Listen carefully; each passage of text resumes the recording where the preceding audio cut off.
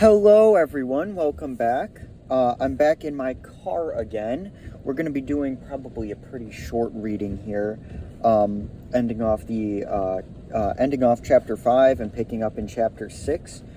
Probably going to not make it terribly far. I do have work in a few minutes, but I figured since I got here early and I'm waiting in the car, I would, just get this knocked out because it's been delayed, setback after setback. And, I mean, the playlist is titled The Full Reading. I intend to do the full reading. So, ignore the rain outside. It is coming down like God is calling on the day of judgment or something. I actually couldn't really see terribly well on the way here. My windshield fogged up. It was a whole mess. But that's a story for another time. We gotta finish this. So, the end of Wesselsburg.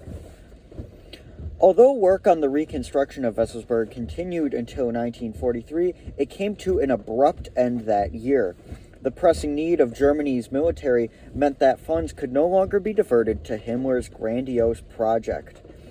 By that date, only the north tower of the castle had been completed. Eternally optimistic and dwelling in dreams that somehow victory for the Germans was still possible, Himmler chose to regard the end of the work on Wesselsburg as a suspension rather than the termination of his project. In February 1944, he wrote to the commander in charge of the castle, informing him of how often his thoughts turned towards Wesselsburg, and how he planned to resume work on the project at the end of the war.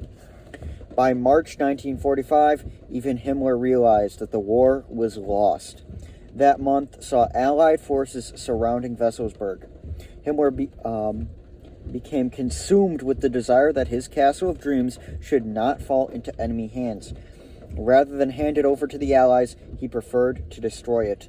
A team of SS commandos was sent to Wesselsburg to blow up the castle. On Easter Sunday, on the 31st of March, 1945, they planted explosives and succeeded in destroying most of the building. Only the North Tower survived, almost undamaged, which immediately led to wild speculation about its possible magical powers. On the 2nd of April, 1945, the Americans captured Wesselsburg. They were initially baffled by the importance that by the importance that Himmler attached to the castle, but as members of the SS began to reveal their secrets, its true significance finally became clear. In 1949, work on rebuilding the castle began, the task of reconstruction continuing until 1979. It has since reopened as a tourist attraction, housing a youth hostel and a center. What the heck? Why can't I read today? Let me turn a light on. There we go. That's much better. Housing a youth hostel and a museum. In 2010, the former SS guardhouse was converted into an exhibition center describing life at Wesselsburg during the 11 years that it became the focal point of Himmler's occult fantasies. Photographs, SS regalia, and Himmler's teapot with runic inscriptions upon it are among the items showing how he tried to exemplify his dark vision throughout the castle. Wesselsburg shows most completely how far removed from everyday reality the world of the Nazi leadership really was, and the extent to which their dreams were built upon occult and magical thinking.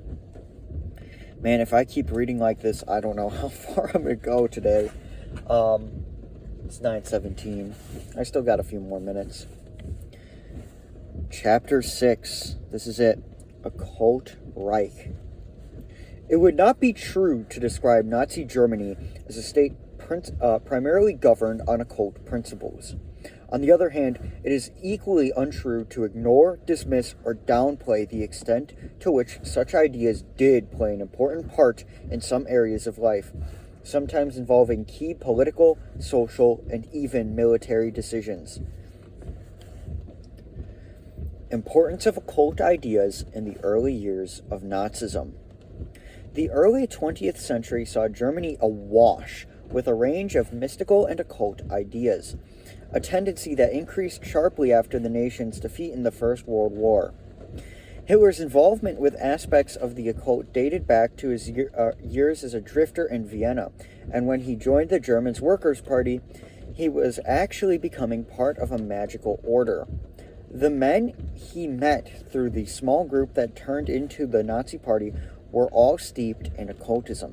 Eckhart, Rosenberg, Harrer, Feather, and many others. It was the Thule group leader Sebottendorf who founded what was to become the party newspaper, and who also took over what was to become the Nazi publishing house. Himmler and Hess were involved in almost every conceivable occult activity and seemed to believe virtually anything which was rejected by conventional science. Göring believed that the earth was hollow and that humans lived on the inside of it. Research into Atlantis and mythology attracted large amounts of government money even during the Second World War.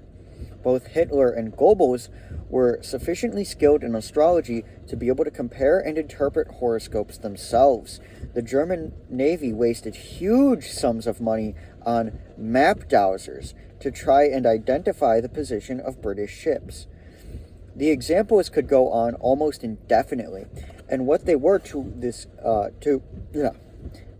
point to is not a country where occultism ruled as such, but one where magical thinking permeated every level of the party and influenced all aspects of life. It may be an exaggeration to suggest that Nazi Germany was dominated by the occult, but certainly no nation since at least the 18th century had been so receptive to it and so influenced by irrational ideas. I don't know why I keep stumbling over my words today. It's crazy. It must be the stormy weather. It was no accident that Hitler's appointment as chancellor led not only to the predictable attack on Jews, communists, socialists, and liberals, but also to perhaps a less expected campaign against occultism. There were a variety of reasons for this attack, some personal and others ideological. One was a desire to control every aspect of life within Germany, even in such peripheral areas such as astrology and the occult. The other was a genuine fear of the supposed power of these fields. In September of 1919, Hitler met a Munich physician called Dr. Wilhelm Gutberlet, who remained friendly with him until his death. As Schellenberg put it, Hitler availed himself to Gutberlet's mystic powers and had many discussions with him on racial questions. Gutberlet believed that through using the sidereal pendulum, he was able to detect Jews, or people who possessed some Jewish ancestors. He was also a keen astrologer and may have helped to develop Hitler's skills at interpreting horoscopes. Sebottendorf was also an astrologer and wrote several books on the subject, as well as editing a magazine. He also asked the question whether the Germans especially must give to the world a new species. Alright, what time is it? 9:22. How big is this section? Oh, Lord, yeah, there's no way we're finishing this in that period of time. Alright, I'm gonna cut it short here, because I do have to go into work. I'll probably release another short chapter on my 30-minute break when I get that. But this is going to be probably the shortest section in the series, at least thus far. So yeah, I'm going to call it here for tonight. I'm going to head in, and I will see you again in a few hours probably. Take care, have a nice rest of your night, and yeah, bye.